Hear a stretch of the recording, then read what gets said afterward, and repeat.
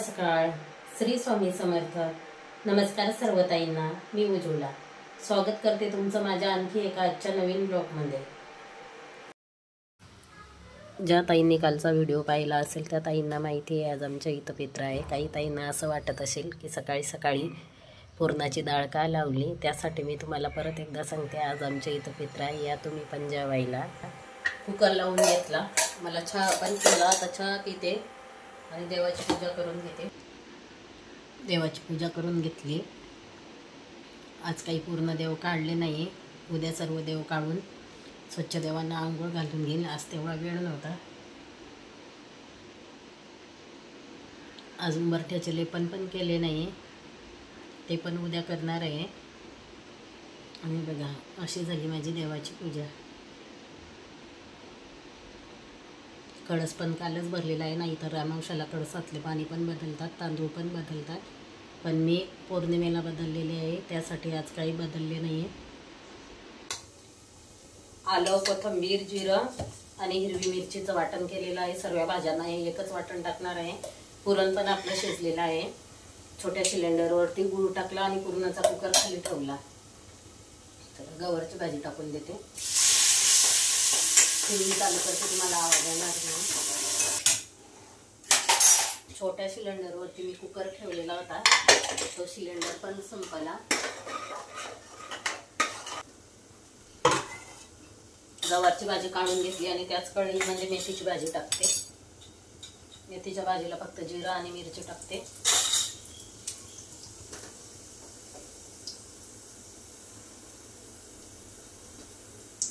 मिरच्या कापून घेतल्या.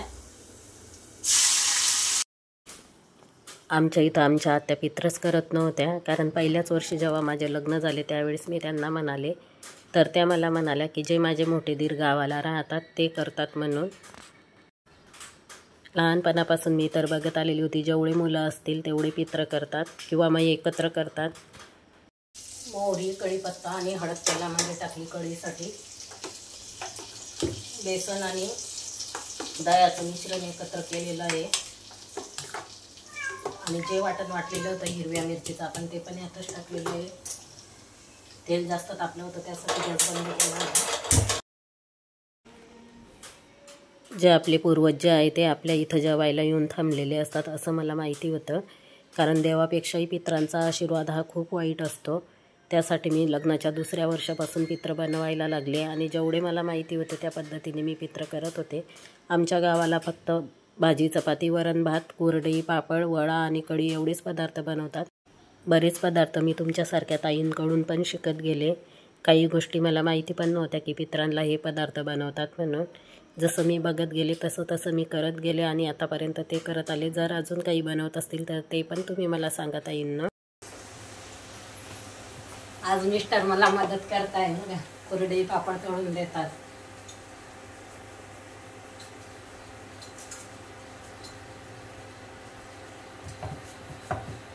आणि मी बनवते इथं पोळ्या. काय काय मदत केली तुम्ही मला? कोथिंबीर कापून दिला, कोथिंबीर कापला, सगळंच मदत करून दिली. वड्या कापून दिल्या त्यांनी. कोथिंबीर कापून दिली, पापड तळता. आणि जे दळून आणलेलं होतं ते पण डब्यामध्ये पीठ ओतून दिलं. तसं मी गाळून ठेवते, पण आज वेळ नाही, त्यांनी ओतले डब्यात. तसं बस 3-4 पोळ्या.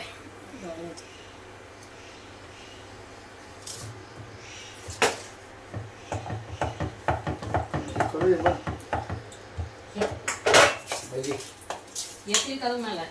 मी वड्या काय थोडंच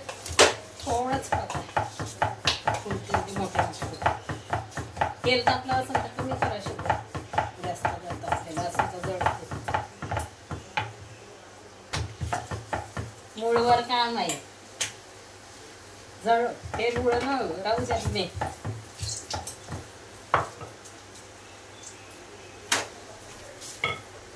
सांगा काही काय मदत करता ते सांगा. माझ्या मिसेसला लोड आलाय कामाचा, 2 दिवस झाले घरी आहे. भजे वडे सगळं काढून देतो, मला सगळं येते. एकटे राहायचे तुम्ही? एकटा राहिलोय मी 5 वर्षे, हाताने बनवून खाल्लंय. जरा तोंड दाखवून बोला. हा.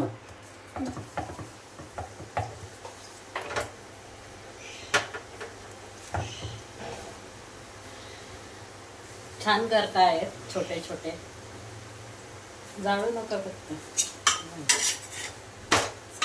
2 चपात्या बनवून घेते. उद्या जा कोण दिलेले आहे त्या कोरडे पापड? तुझ्या बहिणीनं. कोणाला आवडतात? मला. पोळ्या काही पण खात नाही एवढ्या.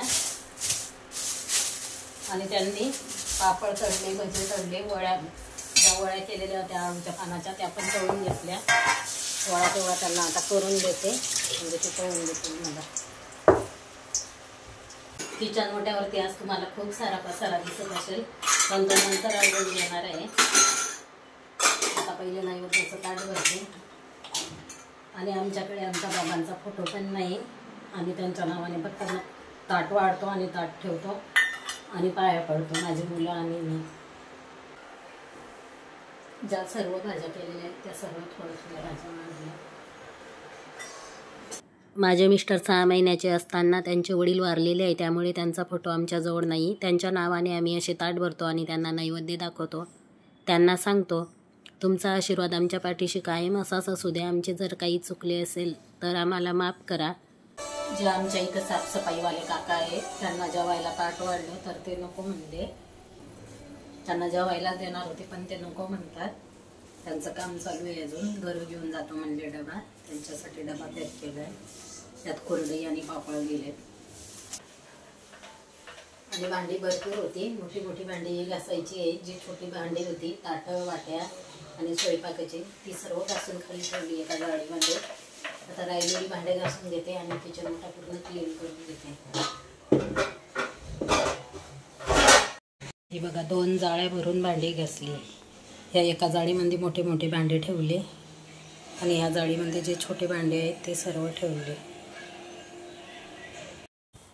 मला खूप सर्दी झालेली आहे, त्यामुळे तुम्हाला माझा आवाज वेगळा येत असेल. पित्र असले की जेवायला मी पण सर्वांना सांगायचे, पण 2 वर्षापासून मी सोडून दिले, कारण मला एकटीला होत पण नाही. आणि जे पित्र जेवायला आमच्याकडे येत होते 2 वर्ष झाले ते वारले, त्यामुळे आता कुणाला सांगत नाही. जे साफसफाईवाले काका आहे त्यांना फक्त सांगते. यावर्षी ते पण नको म्हणले, कारण त्यांच्या इथं पाहुणे आलेले होते. त्यांना डबा पॅक करून दिला. या चल, काय घेऊ रे? चपाती. आपण नाही घेत खरे. नको चपाती नको. भात दे प्लेटमध्ये. ह्या बारक्या. सर्व भाज्या मी वेगवेगळ्या बनवलेल्या आहे. आमच्या गावाला सर्व भाज्या एकत्र बनवतात, तरी पण सर्व भाज्या बऱ्याच शिल्लक आहे. आत्ता धुणं झालंय, आज धुणं पण भरपूर होतं. 3:30 वाजले आणि ऊन पण छान आहे बाहेर. जातील कपडे सुकून. कपडे टाकून झालेत. आणि काल दाराचे तोरण आणि जे साईडने लावलेलं आहे डेकोरेशनसाठी ते पण धुतलेले होते, छान वाढले. ते मिस्टरांना सांगते लावायचे.